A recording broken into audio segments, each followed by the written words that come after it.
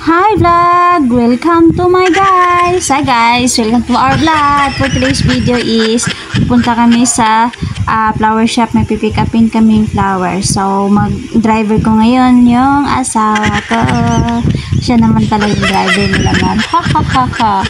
At saka dito kami sa Rockwell pa. Sobrang init niyan kaya ano na yung oras na yan? Mga 3 o'clock. 2 o'clock ng hapon.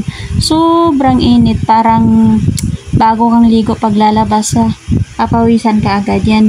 Yan lang yung binidyohan ko yung mga building kasi ang ganda na ng mga building pag nakikita mo na ang tataas ng mga building kasi sa probinsya hindi tayo makakita ng ganyan kataas na building.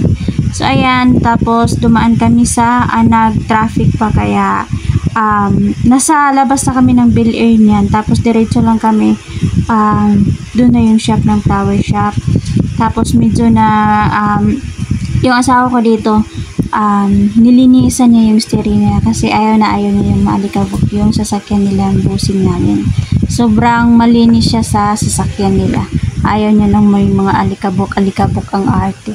Tapos ito na yung shop dito banda, medyo dumahan-dahan lang siya konti kasi hindi niya pa kabisado kung saan yung store na yan. Baka lumagpas kami walang U-turn dyan. Pag U-turn siya malayo na yung isang U-turn kaya medyo dumahan-dahan lang siya para pag mag-U-turn siya doon na talaga sa shop na pipick upan namin ng bulaklak. Tapos ang pangalan ng shop na yan is 90 tika lang hindi ko na memorize yung pangalan ng shop. Yan, lagi umorder si amo ko ng bulaklak kasi yung mga bulaklak nila dyan presko. Shout out pala ako dyan sa shop na yan. Ano nga yung shop na yun pang 99 ata yun, parang ganun na flower shop. Tapos ito na yung papunta na kami sa school ito na yung bulaklak na pinick up namin.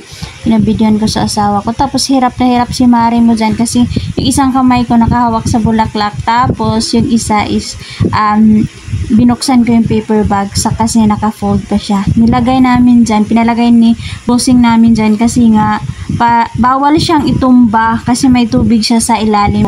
Pag itumba siya mababasa yung papel. Kaya nagdala kami ng paper bag para may paglaygan. So pupunta na kami sa school niya. Nasa flyover na kami.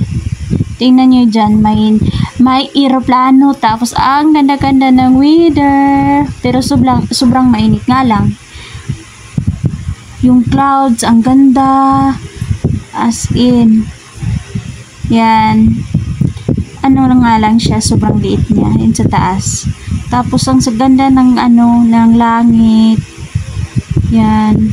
Wow! Wala pang traffic ng time na yan kasi maaga pa. Pero nung umuwi kami kanina ng 5, medyo traffic na dyan sa may GP Rizal. Pero hindi na kami dumaan dito nung umuwi kami. Doon kami dumaan sa GP Rizal. Kaya yun yung aeroplano binibidyohan ko kasi na-amaze lang ako. Sobrang ganda ng weather. Tapos ito yung nasa Kalayaan na kami. Sa Kalayaan kami dumaan para kasi may oras pa kami. Kaya nag-ikot-ikot muna, umikot kami para pagdating namin dun, eksakto na pipick upin ng alaga namin yung bulaklak. Tapos ito naman is binidyohan ko yung statue na tao na sumakay sa kabayo. Nasa na kami dyan sa BGC. Tapos yung baba naman is Landers. Tapos ito na yung papunta ng school.